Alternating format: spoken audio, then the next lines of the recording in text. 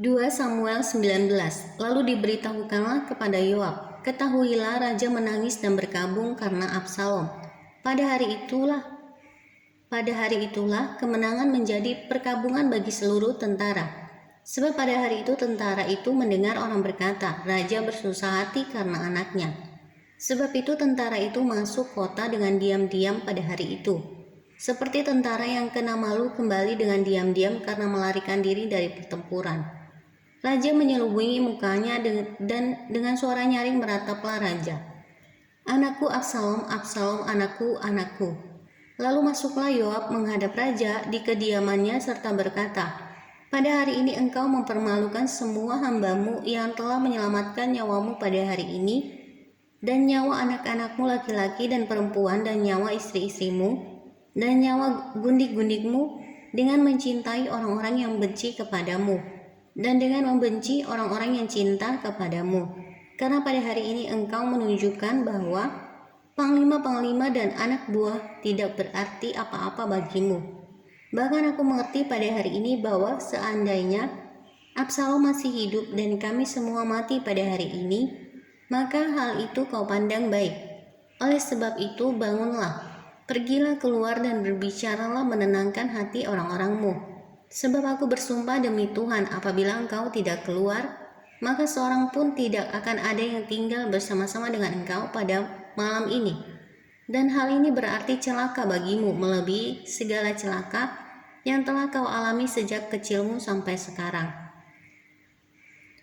Lalu bangunlah raja dan duduk di pintu gerbang, maka diberitahukanlah kepada seluruh rakyat demikian. Ketahuilah, raja duduk di pintu gerbang, kemudian datanglah seluruh rakyat itu menghadap raja. Adapun orang Israel sudah melarikan diri masing-masing ke kemahnya. Pemikiran untuk membawa Daud kembali. Seluruh rakyat dari semua suku Israel berbantah-bantah, katanya, raja telah melepaskan kita dari tangan musuh kita. Dialah yang telah menyelamatkan kita dari tangan orang Filistin, dan sekarang ia sudah melarikan diri dari dalam negeri karena Absalom. Tetapi Absalom yang telah kita urapi untuk memerintah kita sudah mati dalam pertempuran. Maka sekarang mengapa kamu berdiam diri dengan tidak membawa raja kembali?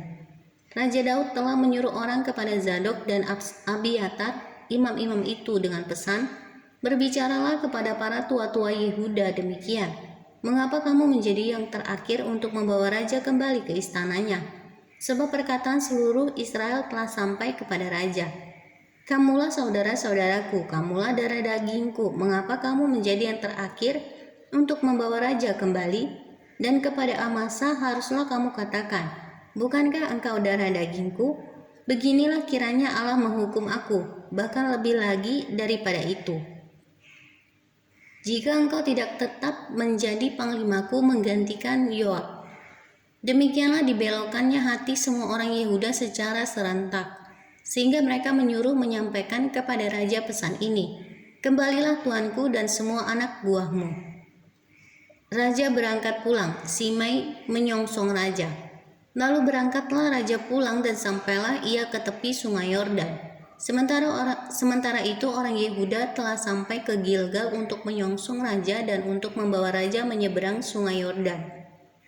Juga Simei bin Gera, orang Benyamin yang dari Bahurim itu, cepat-cepat datang bersama-sama dengan orang-orang Yehuda untuk menyongsong Raja Daud. Juga ada 1.000 orang dari daerah Benyamin bersama-sama dengan dia. Dan Ziba, hamba keluarga Saul, dan ke-15 anaknya laki-laki dan ke-20 hambanya bersama-sama dengan dia datang tergesa-gesa ke sungai Yordan mendahului raja. Lalu menyeberang dari tempat penyeberangan untuk menyeberangkan keluarga raja dan untuk melakukan apa yang dipandangnya baik. Maka Simei bin Gera sujud di depan raja. Ketika raja hendak menyeberangi sungai Yordan dan berkata kepada raja, janganlah kiranya tuanku tetap memandang aku bersalah, dan janganlah kiranya tuanku mengingat kesalahan yang dilakukan hambamu ini pada hari tuanku raja keluar dari Yerusalem. Janganlah kiranya raja memperhatikannya lagi, sebab hambamu ini tahu bahwa hamba telah berbuat dosa, dan lihatlah, pada hari ini akulah yang pertama-tama datang dari seluruh keturunan Yusuf untuk menyongsong tuanku raja. Lalu berbicaralah Abisai anak Zeruya, katanya, bukankah Simei patut dihukum mati karena ia telah mengutuki orang yang diurapi Tuhan? Tetapi Daud berkata, apakah urusanku dengan kamu, hai anak-anak Zeruya, sehingga kamu pada hari ini menjadi lawanku? Masakan pada hari ini seorang dihukum mati di Israel? Sebab bukankah aku tahu bahwa aku pada hari ini adalah raja atas Israel? Kemudian berkatalah raja kepada Simei, engkau tidak akan mati. Lalu raja bersumpah kepadanya. Mefiboset menyongsong raja. Juga Mefiboset bin Saul menyongsong raja. Ia tidak membersihkan kakinya dan tidak memelihara janggutnya, dan pakaiannya tidak dicucinya sejak raja pergi sampai hari ia pulang dengan selamat. Ketika ia dari Yerusalem menyongsong raja, bertanyalah raja kepadanya, mengapa engkau tidak pergi bersama-sama dengan aku, Mefiboset? Jawabnya, ya tuanku raja, aku ditimpu hambaku. Sebab hambamu ini berkata kepadanya, pelanailah keledai bagiku, supaya aku menungganginya dan pergi bersama-sama dengan raja. Sebab hambamu ini timpang. Ia telah memfitnahkan hambamu ini kepada tuanku raja. Tetapi tuanku raja adalah seperti malaikat Allah. Sebab itu perbuatlah apa yang tuanku pandang baik. Walaupun seluruh kaum keluargaku tidak lain dari orang-orang yang patut dihukum mati oleh tuanku raja, tuanku telah mengangkat hambamu ini di antara orang-orang yang menerima rezeki dari istanamu. Apakah aku lagi dan untuk apa aku mengadakan tuntutan lagi kepada raja? Tetapi raja berkata kepadanya, apa gunanya engkau berkata-kata lagi tentang halmu? Aku telah memutuskan engkau dan Ziba harus berbagi ladang itu. Lalu berkatalah Mefiboset kepada raja, biarlah ia mengambil semuanya, sebab tuanku raja sudah pulang dengan selamat. Barzilai ikut mengantarkan raja.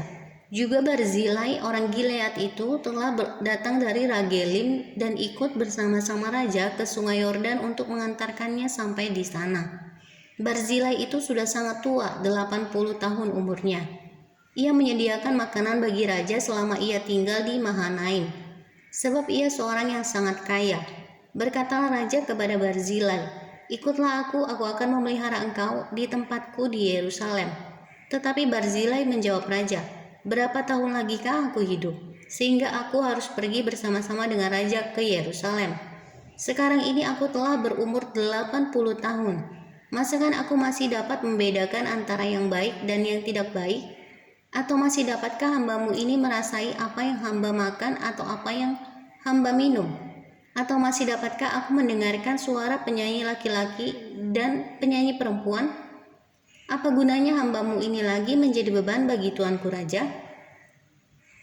Sepotong jalan saja hambamu ini berjalan ke seberang sungai Yordan bersama-sama dengan raja. Mengapa raja memberikan ganjaran yang sedemikian kepadaku? Biarkanlah hambamu ini pulang, sehingga aku dapat mati di kotaku sendiri, dekat kubur ayahku dan ibuku. Tetapi inilah hambamu Kimham, ia boleh ikut dengan tuanku raja. Perbuatlah kepadanya apa yang tuanku pandang baik. Lalu berbicaralah raja, baiklah, Kimham ikut dengan aku. Aku akan berbuat kepadanya apa yang kau pandang baik, dan segala yang kau kehendaki daripadaku akan kulakukan untukmu. Kemudian seluruh rakyat menyeberangi sungai Yordan juga. Juga raja menyeberang, setelah berpamitan dengan Barzilai dengan ciuman. Lalu orang ini pun pulanglah ke tempat kediamannya.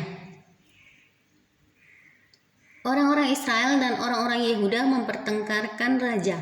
Sesudah itu berjalanlah raja terus ke Gilgal, dan Kimham ikut dengan dia. Seluruh rakyat Yehuda bersama-sama setengah dari rakyat Israel telah mengantarkan raja. Tetapi seluruh orang Israel datang menghadap raja dan berkata kepada raja, mengapa saudara-saudara kami orang-orang Yehuda itu menculik raja dan membawa dia menyeberang sungai Yordan dengan keluarganya dan semua orang Daud yang menyertai dia? Lalu semua orang Yehuda menjawab orang-orang Israel itu, oleh karena raja kerabat kami, mengapa kamu menjadi marah karena hal ini? Apakah kami makan apa-apa atas biaya raja? Apakah kami mendapat keuntungan? Tetapi orang-orang Israel itu menjawab orang-orang Yehuda, "Kami 10 kali lebih berhak atas raja, sebab anak sulung kami melebihi kamu. Mengapa kamu memandang kami rendah? Bukankah kami yang pertama-tama harus membawa raja kami kembali?" Tetapi perkataan orang-orang Yehuda itu lebih pedas daripada perkataan orang-orang Israel.